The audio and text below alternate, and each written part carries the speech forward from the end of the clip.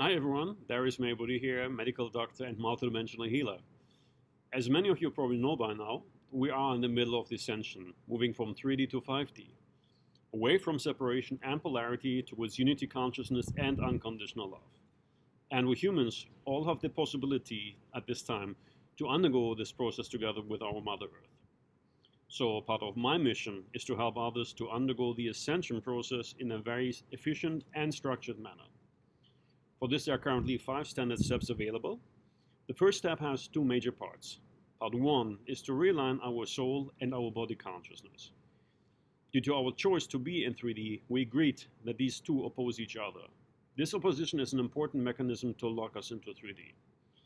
The realignment process of body and soul releases this lock and opens us up to receive much more high-dimensional light and also to integrate it more easily, thus raising our frequency. And part 2 of the first step is to identify and to transmute soul agreements that have helped us until now to have specific 3D experiences. Examples are releasing anger instead of holding on to it, or recognizing our responsibility in creating our reality and claiming our power instead of seeing ourselves as victims and giving our power away. Many of my clients come initially for various reasons other than just speeding up their spiritual growth.